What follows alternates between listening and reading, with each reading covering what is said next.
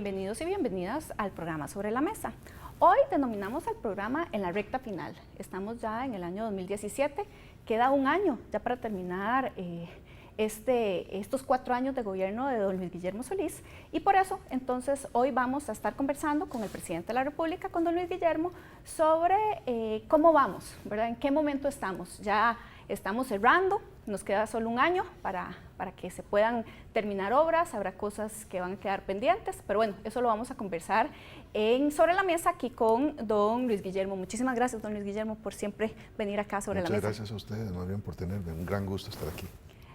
Don Luis, como yo le estaba planteando, ya son 3 años, ¿verdad? Habrán pasado cosas buenas, habrán pasado cosas malas, habrán pasado críticas feroces y críticas menos feroces, pero en ese contexto, hoy, ¿gobernar significa para usted lo mismo que cuando inició el gobierno?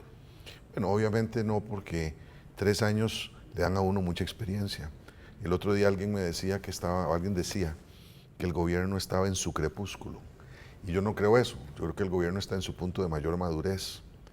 Cuando uno llega a ese lugar de madurez, en la vida o en la política, uno puede mirar atrás con una cierta perspectiva. Claro.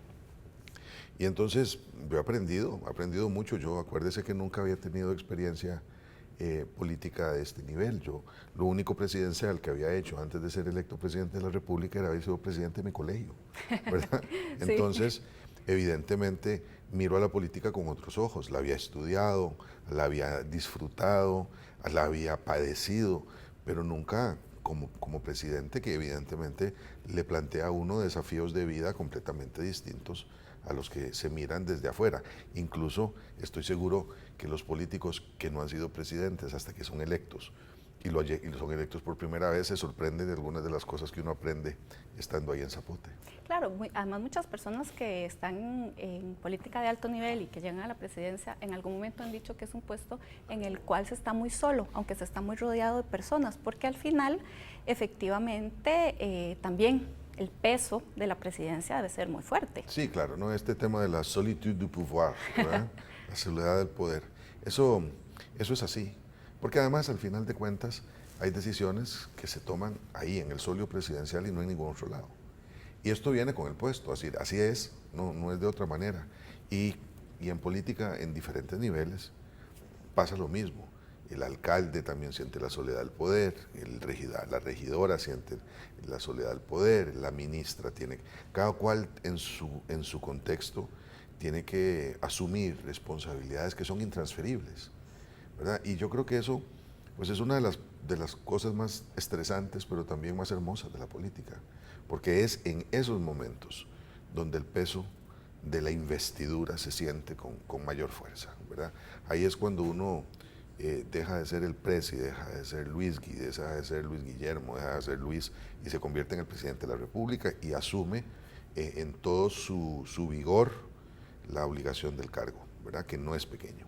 Claro, hace un año yo le decía que a pesar de que fue mi profesor y que lo conozco desde hace tanto tiempo, entrevistarlo no era lo mismo, ¿verdad? Y que alguna gente me decía, pero ¿por qué se pone nerviosa si lo conoce desde hace mucho tiempo? Bueno, es que la investidura de presidente es otra, claro, ¿verdad? Entonces, creo que eso sí tiene un peso grande.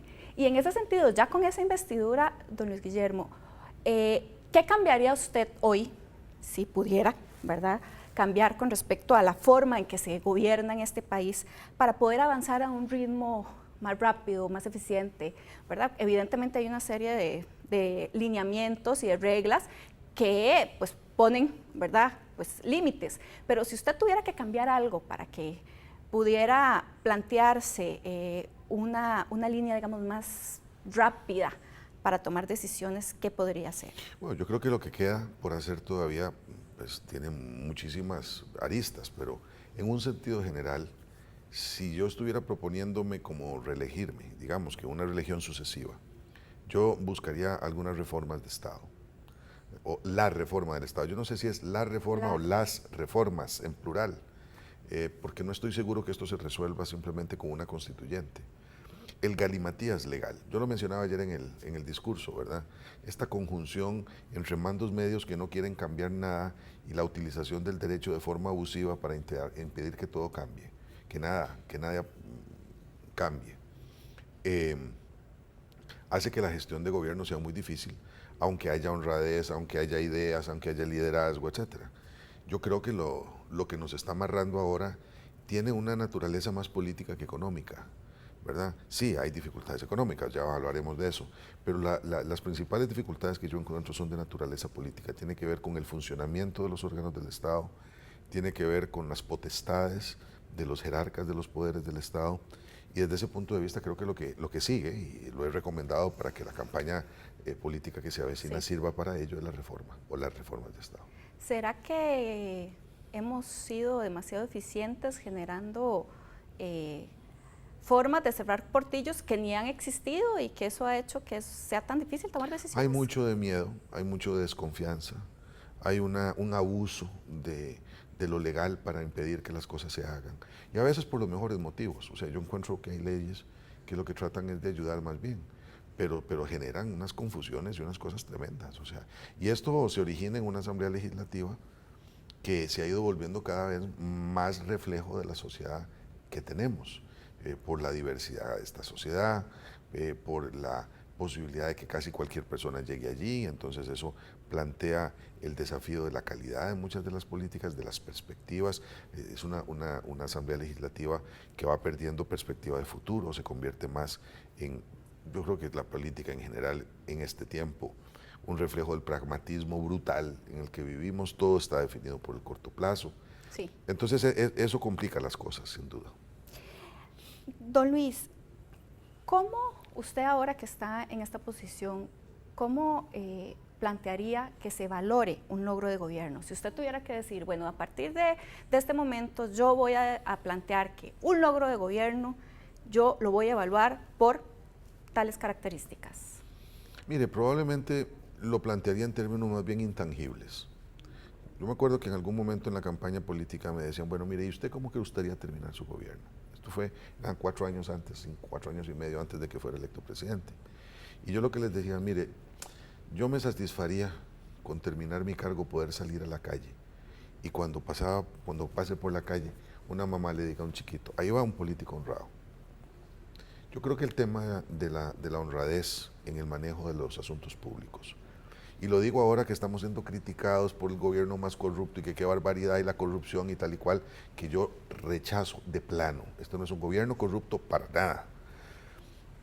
Me parece que es fundamental recuperar la democracia.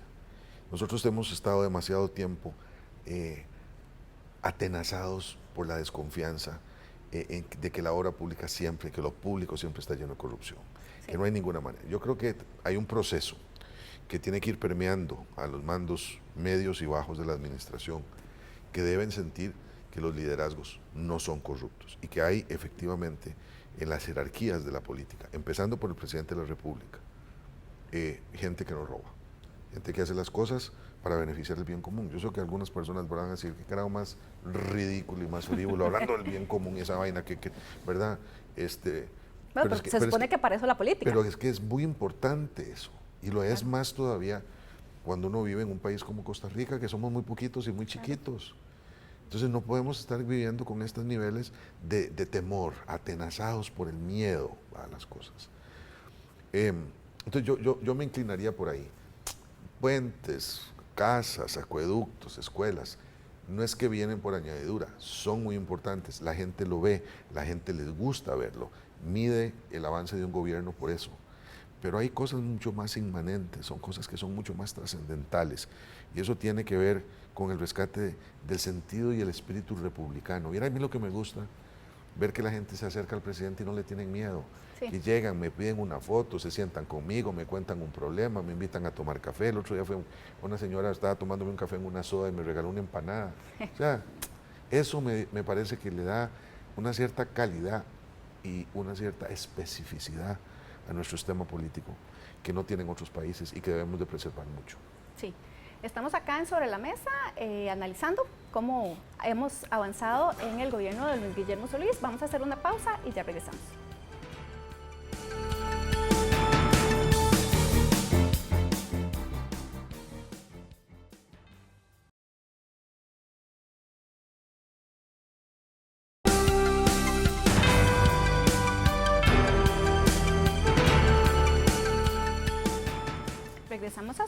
mesa hoy analizando los 3 años de gobierno, por eso le pusimos en la recta final como título del programa, hablando con el presidente de la República, don Luis Guillermo Solís. Don Luis, si usted tuviera que plantear cuál es el principal logro que tiene en estos 3 años de gobierno, ¿cuál sería? Probablemente tendría que decir que varios, porque uno solo resultaría un poco complicado. Me parece que haber reactivado otra vez la construcción de infraestructura pública sin duda es uno de los logros. Estoy hablando no solamente de carreteras y de puentes y eso, sino también, por ejemplo, de acueductos, de escuelas, vivienda, que se ha hecho un esfuerzo muy grande en vivienda social, por ejemplo. Me siento muy contento de lo que se ha logrado en términos de transparencia, especialmente que hemos ya culminado una etapa importante sobre gobierno abierto. Ese va a ser un legado otra vez de los que no se sienten, no se tocan, pero sí se sienten, pero no se tocan. Lo intangible, que para mí me parece tan importante. Creo que el manejo económico hasta el momento ha sido muy atinado de parte del equipo que lidera don Elio Fallas. Francamente, yo no sé cómo hemos hecho para que con la deuda que tenemos, sin ingresos mayores, hayamos podido seguir creciendo, haber bajado los intereses e incluso haber bajado el déficit. Eso me parece que es otro logro muy importante. Y después habría una serie de cosas pequeñas, pero que son muy significativas. Por ejemplo, la posibilidad que hemos tenido de ordenar el mar, dar las licencias de atún, definir los precios del atún. Esto era una cosa muy importante que el país no tenía. Haber sacado la tarea en algunos temas como agroquímicos. Yo sé que esa es una discusión polémica en la universidad, pero para mí era muy importante porque la verdad es que estábamos usando veneno ya, o sea, las moléculas más nuevas no las usábamos. Ha habido unos cambios importantes en la legislación. Me siento muy contento con lo que hemos hecho con mujeres y niñas para protegerlas, para cuidarlas, ya sea para que no se casen muy pequeñas y no las violen, ¿verdad? O ya sea para protegerlas también de la violencia intrafamiliar. En fin, yo creo que ha habido bastantes cosas, no señalaría una sola. Me parece que es un conjunto de cosas el que hace. Positivas, sí. Y que es una pregunta un poco complicada, ¿verdad? Porque siempre la autocrítica es complicada, sí. Pero si usted tuviera que plantear cuál ha sido el principal fracaso o el principal rezago de lo que llevamos de gobierno, ¿cuál identificaría? Bueno, yo todavía de fracasos no hablaría porque me queda un año y entonces sí. Yo esperaría que en ese año algo se pueda hacer en algunos temas que me parecen son deficitarios en este momento. Uno de ellos es el tren, por ejemplo. Bueno, el tren es todo un tema. El tren es todo un tema y es un tema en donde no hemos avanzado. Hemos tenido 3 presidentes ejecutivos, ¿verdad? Y desafortunadamente no hemos logrado llegar hasta donde deberíamos haber llegado. Ya a estas alturas yo hubiese querido tener la línea Cartago o la línea Alajuela completamente terminadas y que estaríamos esperando los vagones de tren nuevos para dar camino a eso. Ahí tenemos un déficit, sin duda. Teníamos uno gigantesco en cuanto a la capacidad para comunicarnos con la gente.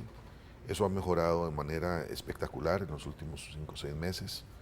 Tenemos ahora un equipo que maneja las redes con gran solvencia, que oportunamente comunica los mensajes del gobierno, que tiene la posibilidad de comunicarse de manera mucho más fácil con la gente.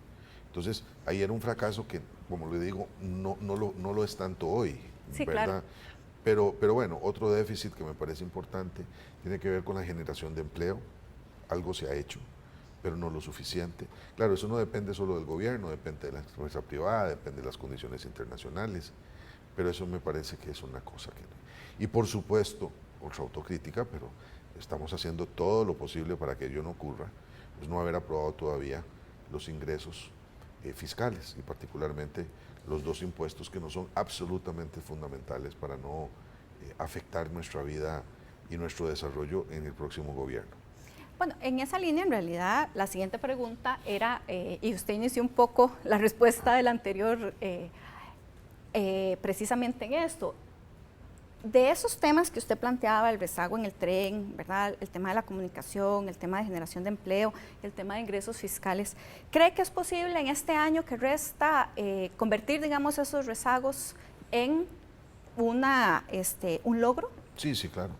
Otra vez, no es fácil y no claro. Quiero de ninguna manera subestimar los obstáculos que nos quedan por delante. Por ejemplo, estamos ya en año electoral Eso, hablar de impuestos en ese tiempo, ese periodo es muy complicado. Pero si no hablamos de impuestos en este año y no sacamos la tarea, el próximo gobierno se va a encontrar con una situación sobre la cual hemos venido alertando desde hace mucho tiempo, desde que iniciamos el gobierno, y que ahora se va a hacer realidad. Van a subir los intereses, va a incrementarse la deuda, no vamos a tener la posibilidad de contar con nuevos créditos, se va a espantar la inversión extranjera directa y eso va a tener consecuencias. Probablemente haya más desempleo, pero yo estoy optimista de que eso se va a poder hacer. El tren, sin duda, tenemos ya una nueva presidenta ejecutiva que creo que va a poder hacer algunas cosas con respecto al tren. Así es que sí creo que hay tiempo, se pueden hacer más cosas. Don Luis Guillermo, yo ahora voy a preguntarle por una serie de temas que en realidad estuvimos discutiendo como entre el equipo, para que usted nos indique si sobre estos temas usted considera que ha sido, digamos, un acierto o un desacierto, ¿verdad?, la gestión. Entonces, el primero es el tema de la lucha contra la pobreza. ¿Cómo lo valora? ¿Como un acierto o como un desacierto? Un acierto, pero es un acierto que es insuficiente. Este año tenemos que continuar bajándolo y si lo logramos nos enrumbaremos en una dirección correcta y se habrá comprobado que Puente al Desarrollo metodológicamente, sociológicamente, normativamente, culturalmente era lo correcto. ¿En el tema de cambio climático? Bien, pero ahí el mundo va mal. Es Sí. decir, Costa Rica tiene una propuesta sólida, la ha tenido desde hace bastante tiempo, seguimos apoyando los acuerdos de París, no nos vamos a retirar aunque los países más grandes puedan tener dudas al respecto, pero hace falta mucho más, claro. ¿En el avance en los derechos de la población LGTBI? Creo que bastante, ahí también los rezagos son inmensos, son históricos. Hoy me encontré con un anónimo miembro de esa comunidad en el Parque Nacional y me decía, he perdido mi voto con usted. Yo creo que si se compara la situación en que estaba esta población en toda su diversidad, antes de entrar al gobierno y ahora, creo que hay un espacio muy recuperado que a mí por lo menos me honra mucho haber propiciado. ¿En el tema de atracción de inversión extranjera? Absolutamente exitosa, pero absolutamente exitosa. Costa Rica está creciendo a 2 dígitos en la atracción de inversión extranjera. Cuando estaban en América Latina y en el resto del mundo contrayéndose, Costa Rica sigue creciendo al 14%. Tenemos ya un empleo que ronda los 100.000 empleos directos. Entonces que hay en esa posibilidad. Y cambiando rápidamente de manufacturas a investigación, desarrollo y alta tecnología. Ya no estamos manufacturando cosas, las estamos creando y eso yo creo que es muy importante, es una diferencia importante. Fecundación in vitro, que fue todo un tema al inicio. Bueno, se tomó la decisión, que fue muy difícil, ya está toda la legislación puesta, ya la caja está tomando previsiones para montar los equipos de médicos que van a atender los procesos de fertilización, se están haciendo los preparativos de presupuestarios. Evidentemente, pues esto es un gran desafío nacional, pero creo que va bien. Teníamos aquí el de reforma fiscal, pero bueno, reforma fiscal es un poco ingrato, habría que ver, digamos, el tema de lo que es el control, ¿verdad? Sí. Y lo que es el tema de la generación de ingresos. Sí, bueno, ahí, digamos, en términos absolutos, yo diría fracaso, porque no están los 2 impuestos. Pero acuérdese que, en otro sentido, es un gran éxito. Nosotros no hicimos un paquete tributario, lo partimos en 9 proyectos. Sí. Y de los 9 hay 7 que están aprobados. Entonces, o 6 que están aprobados más bien. Entonces yo diría que eso es muy exitoso. Tenemos la ley contra el contrabando, contra el fraude, topes de pensiones, caja única. Entonces, a mí me parece que lo que se ve absolutamente como un fracaso porque no están los impuestos, hay que verlo como un éxito porque hemos logrado un gran avance con respecto a proyectos de ley en temas importantes que incluyen el fortalecimiento de la hacienda pública. Usted ahora nombró el tema de pensiones. En pensiones, ¿cómo valora la gestión? Es que estamos empezando apenas. O sea, acabamos de instalar la mesa tripartita. Me parece que esa es una discusión que se va a llevar mucho más tiempo que esta administración. Sé que tenemos que tomar algunas decisiones porque el estudio actuarial de la UCR así lo define este año, pero es un tema que trascenderá mucho la administración y tiene que ver con un problema que heredará el nuevo gobierno sin duda. Claro. ¿En el manejo del tipo de cambio del dólar? Espectacular. Espectacular por una razón. No le metimos la mano artificialmente cuando todo el mundo lo pedía durante los primeros 2 años y medio de gobierno. Y entonces jugamos con las reglas con las reglas del mercado, digamos, en el sentido de que si ahora se está devaluando el colón frente al dólar, se está devaluando por las condiciones del colón, no porque tenemos ahí una política artificialmente impuesta por razones de orden político. Así es que la estabilidad en el tipo de cambio, la serenidad con que se manejó de parte del Banco Central, me parece muy buena.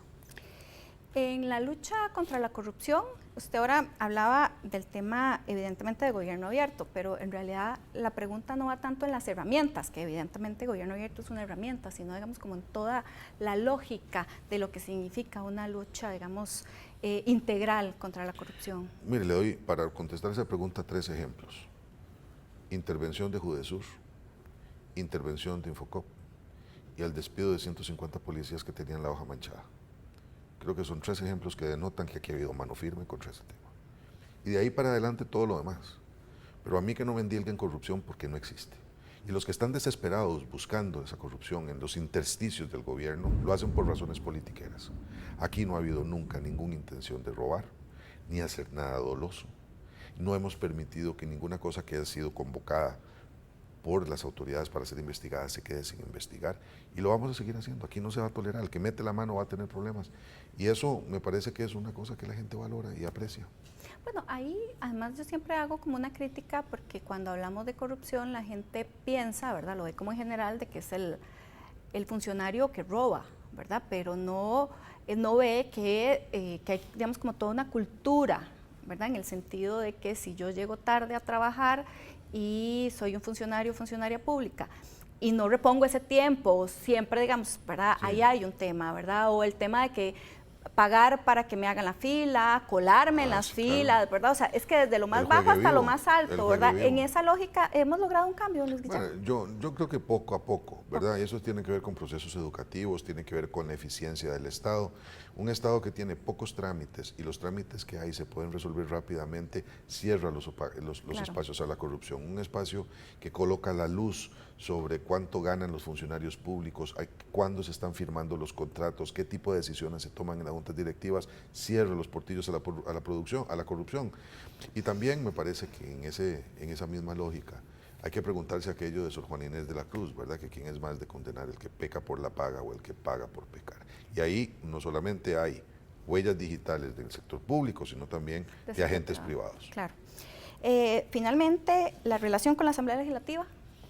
Complicada, pero ha sido relativamente buena. Es decir, hemos sacado leyes muy trascendentales de este país: procesal laboral, procesal civil, todo lo que tiene que ver con las leyes que favorecen la protección de las mujeres. Se ha hecho un trabajo muy importante en materia tributaria también con la Asamblea.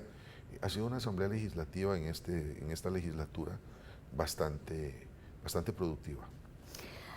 Don Luis, una reciente encuesta lo coloca como el tercer mejor presidente en las últimas décadas en este momento, ¿verdad?, de gobierno, porque realmente en el tercer año normalmente tienen una evaluación bastante negativa. ¿Considera que usted podría estar hasta mejor evaluado si no se hubieran presentado esos problemas de comunicación de los que hemos hablado hace un año y que un poco usted planteaba ahora, que se ha mejorado la comunicación con la gente? Es probable. Lo que pasa, Marcela, es que aquí permítame contestarle como su colega, más que como presidente. Adelante. Sí, yo veo las encuestas como fotos de momentos diferentes, ¿verdad? Uno mira las encuestas, como científicos sociales nosotros las usamos como instrumentos, digamos, legítimos, pero hay que tener cuidado con esto en las encuestas, ¿verdad?, porque suben y bajan, cambian muy rápidamente. Vivimos en una sociedad en donde más que encuestas a veces necesitamos trackings, ¿verdad?, mediciones mucho más pequeñas, más cortas, más frecuentes para ver por dónde vamos. Y yo nunca he sido de los que pido esos trackings para tomar decisiones. Uno hace lo que tiene que hacer, en el momento piensa que es lo mejor, a veces se entiende bien, otras veces no, y a muchas cosas maduran con el tiempo. Obra pública que no se podía hacer en el segundo año, se hace en el tercero, y después alguna otra se queda para el cuarto, y alguna otra no se puede hacer, pero hay procesos de maduración, digamos, y en ese sentido, a mí lo que me da preocupación de estar bien en las encuestas ahora es dormirse en los laureles y que le vaya a uno a ir pésimo el último año y que se caiga y que dentro de 6 o 7 meses tengamos una curva descendente por alguna cosa que ocurra y no haya tiempo de recuperarse. Entonces, yo lo que prefiero es dejar esa encuesta ahí por un lado, darle gracias a Dios que la cosa va caminando bien y que la gente está satisfecha, y apretar el paso y sacar lo que nos falta. Sí, claro. Estamos acá en Sobre la Mesa, hoy hablando con el presidente de la República, don Luis Guillermo Solís. Vamos a hacer una pausa y ya regresamos.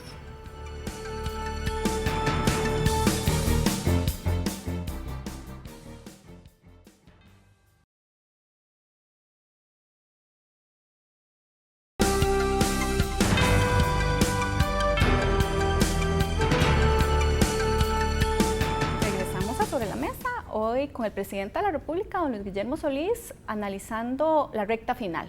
Estamos a 3 años de gobierno, todavía queda 1 año y bueno, ¿en qué momento estamos y qué más cosas se pueden hacer para cerrar? Este bloque queríamos ver algunos temas puntuales para poder darle, digamos, atención. El primero, que además es un tema que personalmente me interesa, es el tema de seguridad ciudadana. ¿Cómo considera usted, don Luis Guillermo, cómo ha sido la gestión en el tema de seguridad? Si analizamos que, de hecho, la última encuesta del CIEP lo plantea como una de las principales preocupaciones de la población. En los últimos 2 años, 3 años, había sido el tema de desempleo. Ahora nuevamente vuelve a colocarse en primer lugar seguridad. Y bueno, y también porque ha aumentado la tasa de homicidios, ¿verdad? Que eso es también preocupante. Entonces, ¿cómo considera su gestión en seguridad? Creo que tenemos una imagen de resumen de lo que ustedes plantearon en el informe, pero bueno, ahí la podrán ver en pantalla. Bueno, yo creo que hay que abordarlo desde diferentes ópticas, ¿verdad? Un tema es la lucha contra el crimen organizado. Creo que allí el trabajo ha sido sumamente arduo. Ha aumentado mucho la llegada de droga desde Colombia, sí, después de la firma de los acuerdos de paz. Ha aumentado también la llegada de droga desde Jamaica. Cocaína en el caso de Colombia, marihuana en el caso de Jamaica. Esto ha aumentado también el pago en droga a las familias locales, y esto ha generado una violencia desatada, que es lo que explica el aumento en la curva de homicidios, que ha seguido subiendo, desafortunadamente. Y mire, les puedo asegurar que los cuerpos de policía están trabajando 24/7 contra el narcomenudeo, que es lo que más daño nos hace. Sí. Tenemos hoy mejores condiciones para ello. Pronto vamos a tener más instrumentos. A finales de este año llegan 2 patrulleras que nos van a permitir controlar más los mares. Vamos a tener 4 helicópteros nuevos. Vamos a tener 2 aviones adicionales a los 2 chinos que ya conseguimos, equipo de radar, etcétera. Pero aún así, la droga continuará pasando mientras haya un mercado. Entonces, ahí muchos mejores resultados. Estamos en Costa Rica y en Panamá, Costa Rica y Panamá juntas. Capturan más droga todos los años que México y el resto de Centroamérica juntas. Y que igual pasa. ¿Verdad? Y entonces, usted imagínense lo que es acá. Hemos logrado una enorme mejoría en infraestructura policial. El préstamo del BID se ha utilizado prácticamente en toda su extensión. Son 12 nuevas comisarías que están en todas partes del país. Se ha mejorado muchísimo. Hemos mejorado el equipamiento de la guardacostas y el servicio de vigilancia aérea. Estamos en el proceso de fortalecer a la policía. Entonces, en el tema de equipamiento, bien, ya se va a tener la nueva academia de policía, sí, en Guásimo. Se ha depurado el cuerpo de policías con la destitución de estos 150 agentes que no eran un buen ejemplo cívico. En algunos, creo que son ayer lo vimos en el informe, como en 150 distritos, diferentes puntos del país, ha mejorado la lucha contra el crimen ordinario. Las comunidades están más tranquilas, pero mientras los homicidios sean el número de homicidios, el porcentaje como por 100.000 habitantes siga estando en 2 dígitos, no nos podemos sentir satisfechos de ninguna manera. ¿En prevención? Prevención bastante, buena pregunta, siempre se nos olvida, ¿verdad? Sí, siempre se nos olvida. La viceministra María Fulmen Salazar está trabajando mucho en ello. Me parece que es fundamental, y eso tiene mucho que ver también con educación, con la posibilidad de que nuestros jóvenes no sean expulsados de los colegios y escuelas. Y entonces yo creo que ahí también se ha estado haciendo un trabajo importante. Don Luis, y en materia de inflación y costo de la vida, ¿cómo considera la gestión hasta el momento? Mire, bastante bien porque el costo de la vida ha estado muy controlado. Es decir, durante 3 años nuestra inflación ha estado básicamente en cero. Ni siquiera las estimaciones del Banco Central de que iba a crecer 2, 3 puntos, estaba prácticamente en cero. Entonces eso ha generado mucha estabilidad, no en todos los precios, pero sí en muchos de ellos. De hecho, no deja de ser malo, digamos, para la imagen del gobierno, porque si no hay inflación, pues tampoco hay necesidad de aumentar los sueldos, ¿verdad? Y eso la gente lo nota y lo considera que es más bien malo, pero eso es por la estabilidad que ha habido. Ahora, eso puede cambiar y está cambiando, porque nuestra deuda externa es de tal magnitud que ya estamos en un momento en donde vamos a tener que empezar a sacrificar el tipo de los intereses. La tendencia a la baja se está revirtiendo y particularmente las personas que tienen crédito en dólares van a empezar a sufrir. Entonces, yo sí creo que vamos a tener una inflación más alta esta vez y no creo que podamos sostener el déficit en el 5.2. Eso es algo que está difícil si no hay aprobación de nuevos impuestos. Si no se pasan, digamos, los proyectos que están en este momento. Sí, así es. Otro tema, y que además ha sido como una gran crítica en lo que lleva de gobierno, es el tema de la generación de empleo, ¿verdad? Estamos hablando de, bueno, según el INEC, una tasa de desempleo de alrededor del 9, ¿verdad? Por ahí. ¿Cómo ve ese tema, digamos, cómo se ha manejado? En un sentido histórico, si usted coge todas en realidad el desempleo estructural en Costa Rica ha andado entre el 8 y el 10.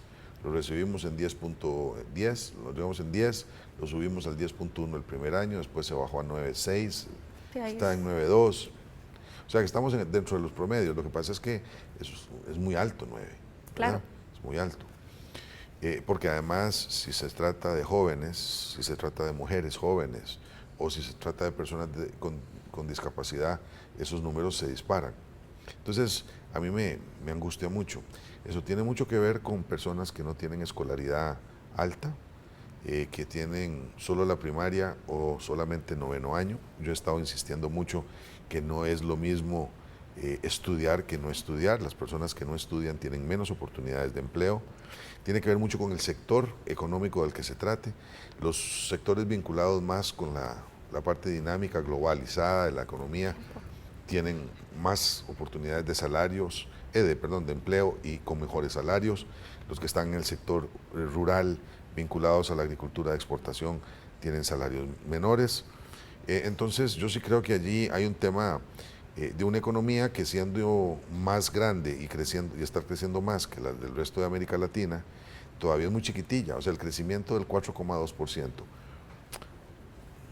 castiguémonos, del 3,5%, que es lo que dice el Banco Central, no es suficiente para generar tanto empleo como el país necesita. Por eso es que proyectos como el Discovery Costa Rica son tan importantes, o el turismo, que está creciendo mucho, porque es una expansión allí, nos puede llevar a generación de empleo muy interesante. Claro, pero eso encadenado con otras cosas, porque habría que generar educación, que el INA tendría que entrar. No, educación dual, hay que mejorar la calidad de la enseñanza de los idiomas. Claro. Hay que incorporar a más mujeres, por ejemplo, al ecosistema productivo. Eso tiene que ver con red de cuidado, como corresponsabilidad social. Entonces sí, es un problema que trasciende el empleo en sí mismo. Bueno, ahora usted nombró el tema de la red de cuidado. Ha habido una crítica también fuerte al tema de la red de cuidado. ¿A qué se debe esa crítica? ¿Qué es lo que está pasando? Mire, yo la crítica que he oído es a la administración anterior, que construyó algunos secudis y cosas, los dejó sin equipar, los dejó sin mobiliario, los dejó sin niños. Nosotros recibimos 11, me parece, tenemos ya 47. Eran solo diurnos, ahora los tenemos nocturnos. Pues yo no sé por la crítica por qué la están haciendo. Evidentemente se necesitan más. Claro. Y además en el tema del cuidado, no solamente para niños, sino también para personas adultas mayores. Y finalmente son las mujeres las que arrían con eso, ¿verdad? Tanto con la niñez como con las personas adultas mayores. Yo creo que esto es un factor fundamental, ha sido una contribución muy importante de la ministra Mora, insistir tanto en el cuidado como una corresponsabilidad social, que es un enfoque muy diferente al que teníamos antes. Claro, que es corresponsabilidad de la familia, y del Estado y del sector privado. Y del hombre. Sí, claro, de la familia, hombre y mujer. Claro. Los dos. Sí. En materia de salud.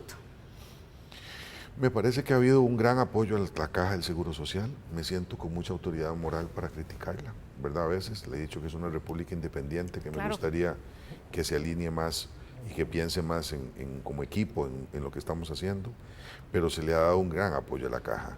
420 millones de dólares el préstamo que con el Banco Mundial le permitió a la Caja salir de una situación de mucha estrechez financiera. Se van a construir 3 hospitales, el de Cartago, el de Turrialba y el de Golfito. Tenemos un apoyo muy grande a la Caja en la construcción de centros de atención integral en salud, los CAIS, los edificios que se han mejorado significativamente. Ahora vamos a inaugurar uno pronto de cuidados paliativos, el equipamiento que se le ha dado. Yo creo que me gustaría ver más EVAIS, porque sé que hay un déficit en EVAIS, pero desde el punto de vista del fortalecimiento del sistema de salud en su conjunto, creo que hay obra muy importante que se ha logrado. Claro. Don Luis, ya hicimos como un balance de temas importantes, ¿verdad? Y temas que la población coloca como temas que son de vital importancia.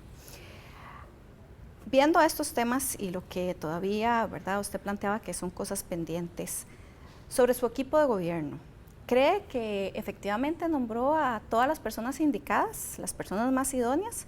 O si tuviera la posibilidad, hoy haría cambios y hubiera empezado nombrando a algunas, tal vez no personas, para no decirlo directamente, sino digamos en algunos sectores? Bueno, uno en el ejercicio del cargo llega a conocer a mucha gente, y al conocer a mucha gente encuentra algunas joyas que uno hubiese querido tener presentes al inicio de la gestión.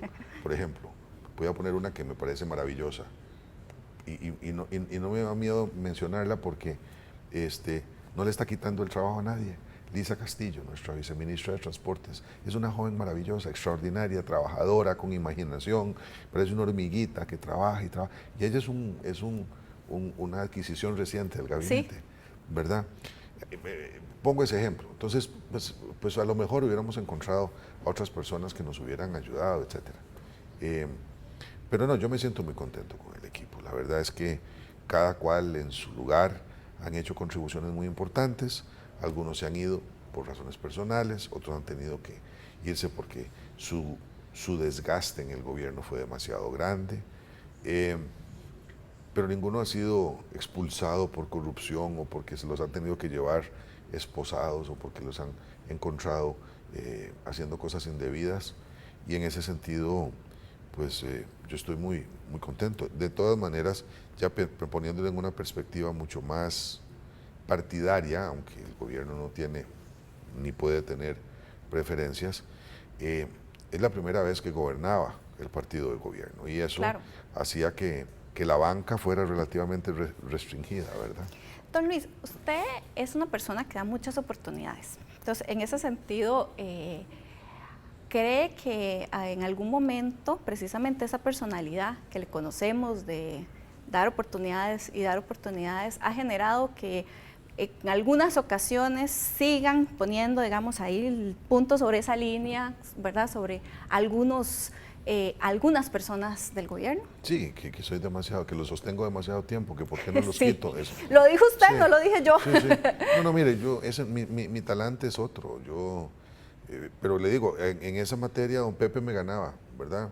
Que ese sostenía a sus amigos a cualquier costo, ¿verdad? Y asumía todas las obligaciones de una decisión de ese tamaño.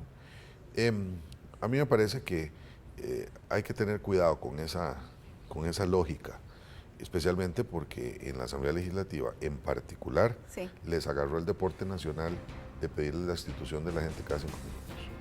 Y yo creo que eso es malo si no hay razones, y a veces me parece que andar pidiendo destituciones es como andar llamando al lobo, ahí viene el lobo. Y la pura verdad es que mi obligación es tratar de que el trabajo se haga, no andar satisfaciendo las voces de mis adversarios políticos. Claro. Estamos acá en Sobre la Mesa y estamos a mitad del camino, en realidad, bueno, no, a mitad del camino, no, en la recta final, hablando con el presidente de la República, don Luis Guillermo Solís. Vamos a hacer una pausa y ya regresamos al último bloque de acá de Sobre la Mesa.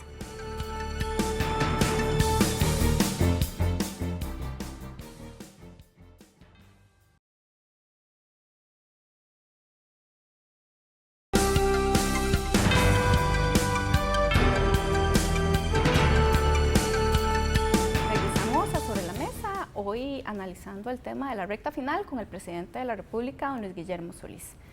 Don Luis, ya para ir cerrando el programa, ¿cuáles cree usted que son los principales temas que va a priorizar en este último año? Porque en realidad es un año complicado, ¿verdad? Un año ya electoral, en realidad ya es más de salida. Sí, bueno, yo espero en primer lugar que me ayuden a que el año electoral no lo sea tanto. Claro. Sí, a mí me entusiasma mucho el año electoral. Primero porque es la democracia en su funcionamiento. Es un momento muy interesante y yo quisiera que el nuevo gobierno sea mucho mejor que el mío y que el nuevo presidente sea mucho mejor que yo. Y porque me parece que en nada demerita ese ejercicio cívico el que siga el gobierno trabajando. Me parece que es una polada, la pura verdad, diciéndolo a lo tico, esa vaina que el gobierno ahora, en este momento, se achicopala, se echa para atrás y no hace nada. Que se olviden de esa vaina. Y además, como yo no voy ya lo prometí, que no volvería a ocupar cargos de elección popular, tengo que terminar para rendir, sacarle el último unto a este gobierno. Entonces yo voy a trabajar muy fuerte.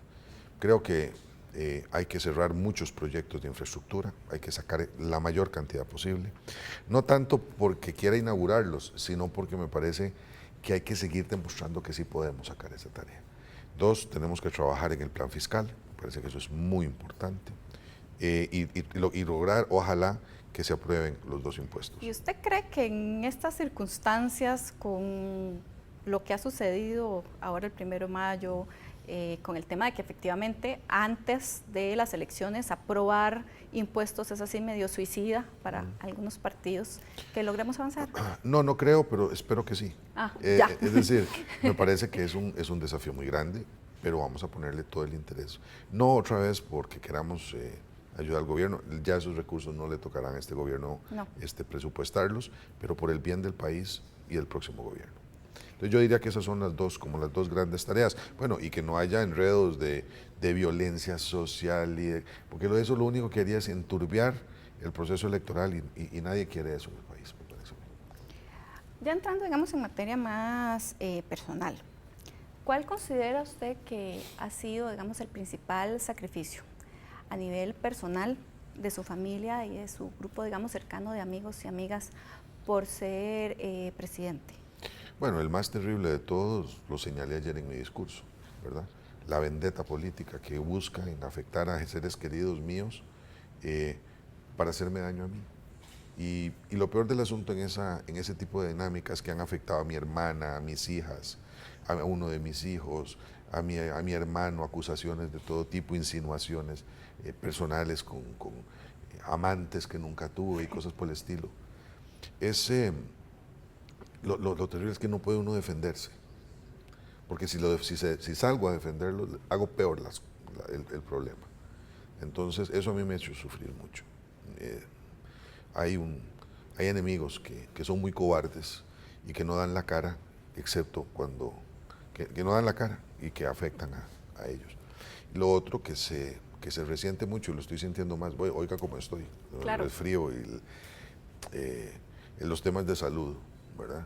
Ya yo no soy jovencillo, ¿verdad? Ya soy un hombre de 59 años que va para los 60, y entonces ya hay cosas que, ya las trasnochadas trabajando, ya las madrugadas para salir temprano y llegar a donde tiene uno que llegar antes de que llueva, viajes, que alguna gente me criticaba mucho de la viajadera, pues que yo no voy a pasear, voy a trabajar. Las trabajadas que hay que pegarse, este próximo viaje que voy a tener a España y a Holanda, yo llego a las 2 de la tarde a Madrid el domingo y termino el domingo a las 11 de la noche, sí, con una cena, ¿verdad? Y así por el estilo, bueno, la gente dirá, hey, ¿qué quería? Camarones. No, yo no estoy diciendo eso. Por supuesto que uno trabaja mucho, ¿verdad? Pero Sí, la pero parte física, digamos, sí se resiente. es el tema de también conocer qué es lo que significa, porque a veces la crítica va en el sentido de que es una posición muy cómoda, Sí, es claro. una posición en la cual tiene mucha gente alrededor. Bueno, ¿qué es lo que significa ser presidente desde el punto de vista de tiempo? ¿A qué horas inicia su día? ¿Cómo No, inicia su día? yo siempre he sido muy madrugón, entonces para mí el día normalmente empieza a las 5 de la mañana y Me puedo morir. generalmente termina 10:30, 11 cuando me duermo. Pero entre eso y entre el despertarse y el dormirse, está todo el trabajo del día y después que uno llega a la casa, sigue leyendo cosas, porque al día siguiente tiene actividades a las que tiene que ir preparado, ¿verdad? Y también tengo que hablar con Mercedes y tengo que darle un beso a Inés y tengo que contarle un cuento y ella ya es una preadolescente que quiere que yo le cuente cómo me fue entonces, bueno, y tengo que ver a papá, es decir, en algún momento yo no tengo ningún problema en trabajar fines de semana o trabajar, pero por ejemplo, tengo hoy 2 semanas de no ver a mi papá, que tiene 93 años. Claro. Y eso no me parece justo, él no se lo merece, no sé cuánto tiempo lo voy a tener conmigo, probablemente me muera yo antes que él, está muy bien, gracias a Dios, pero son cosas que a mí me afectan, porque yo soy muy chineón y me gusta estar con mi gente. Y don Luis, si yo hoy, digamos, quisiera aspirar a ser presidente de la República y llegara a pedirle a usted un consejo sobre si efectivamente digamos, el valor agregado que tiene entrar en campaña y meterme en política es mayor que los costos, ¿qué me diría? ¿Qué consejo me daría? Que lo haga, que se involucre con pasión, que lo haga con convencimiento. El ser electo presidente de un país, lo dije siempre, es el honor más grande que uno puede recibir de su pueblo, no hay otro mayor.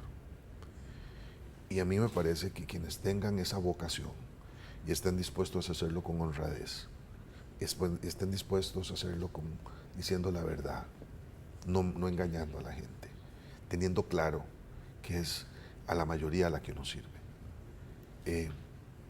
Deben hacerlo, deben intentar hacerlo. Yo soy el presidente 47º después de don José María Castro Madrid. Soy uno de una cadena que espero sea interminable de jefes de Estado y de gobierno que Costa Rica elija. Somos muy pocos. ¿Sí? En los millones de costarricenses que hay. Entonces, esto es una obligación que uno debe de asumir si le toca y debe hacerlo con mucha alegría. Y yo me siento muy contento. Entonces, sí, antes de empezar el programa yo le decía que en algún momento cuando, claro, que me imagino que a usted también le pasa, como somos de ciencias políticas, la gente nos sigue insistiendo, pero la política, que es mala, que la política aquí. Y bueno, yo siempre doy la respuesta de que la política dignifica, ¿verdad? Que a veces digo eso y hay otros momentos en que digo, ay, no tengo ya con qué cara seguir diciendo que la política dignifica. ¿Cómo plantearía usted que la política dignifica? Porque es un poco, digamos, lo que usted estaba planteando. Sí, métase, hagan cosas. No, mire, lo que pasa es que, claro, no es lo mismo verlo desde donde estoy ahora en la presidencia, claro, que verlo desde otros lugares de la vida cívica, donde uno está. Lo que pasa es que así como se ve tanta vileza en política, también se ven unas cosas hermosísimas, los cambios que se pueden hacer en la vida de la gente. A propósito de Puente al Desarrollo, a propósito de la lucha contra la pobreza, cuando a mí me dicen que gracias a Puente hemos sacado 20.000 familias de la pobreza, 19.000 familias de la pobreza extrema, eso es un estadio de fútbol lleno de gente que ahora tiene la capacidad de comer una comida más al día. ¿Es suficiente? No, pero el beneficio que eso le trae a la gente es un beneficio que se deriva de la acción política, de hacer las cosas de otra manera, claro, de depurar las listas de otra forma. Entonces también hay mucha cosa hermosa en política. Y desde la academia el cambio que se puede ver, porque bueno, hay también una gran crítica de que cuando estamos en la universidad podemos ser muy críticos, podemos ver muchas cosas, pero que a la hora de la hora no estamos ahí, no estamos tomando decisiones. Sí. ¿Qué crítica también hace usted en ese sentido de lo que es estar de este lado de la universidad, de ser el analista, el consultor, y ahora sí estar ahí tomando decisiones y estar viendo la cosa en vivo y a todo color? No, yo creo que le haría mucho bien a algunos colegas darse una vueltica ahí cuando está uno en medio del tiroteo, metido en una trinchera con la cosa. Pero también hay que tener cuidado con esa crítica. Porque sí, la universidad, torre de cristal, ¿verdad? En donde uno se ve todo desde allá, desde lejos, y no se moja uno nunca. Es muy desagradable, ¿verdad? Y tengo para mí ejemplos bastante detestables de gente que es buena para criticar, pero no aporta ni una sola idea.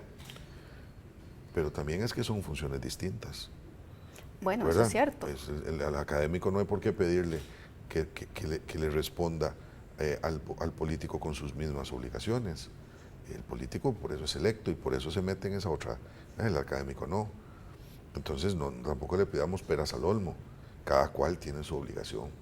Y ahora que estoy a punto de regresar a mi vieja carrera, creo que volveré más sabio, no solamente por la experiencia vivida, sino que porque voy a entender que muchas de las cosas que decía como académico no reflejaban necesariamente la realidad cuando uno lo que tiene como materia prima es el poder. Entonces, intentando abstraernos del presidente de la República que usted acaba de decir, como profesor, como académico, en 30 segundos, ¿cuál sería la valoración de estos 3 años? Bueno, mire, yo diría que ha sido un gobierno que ha enfrentado una resistencia brutal, un gobierno que cambió 60 años de bipartidismo, que ha tenido por lo tanto que entender que su principal marca, que es el cambio, se da en un momento de transición. Es decir, yo diría que este es un gobierno de transición, no estamos totalmente allá, ¿no? Pero ya no estamos donde estábamos antes. Y eso creo que hay que sopesarlo en el análisis, en el balance del gobierno. Y en esa lógica, yo diría que es un gobierno que ha sido valiente, que ha sido honrado, que ha trabajado muy duro y que lo va a seguir haciendo. Y esa es mi promesa. Bueno, muchísimas gracias, don Luis Guillermo. Gracias a usted, Marcela. Estamos precisamente en la recta final, queda un año de gobierno. Esperamos dentro de un año poder hacer, ahora sí, un balance completo de todo lo que fue la gestión. Le agradezco personalmente por estar aquí. Muchas ya es gracias. un día que inició bastante temprano, bastante cansado. Y bueno, ustedes en sus casas, muchísimas gracias. Les esperamos la próxima semana acá en Sobre la Mesa.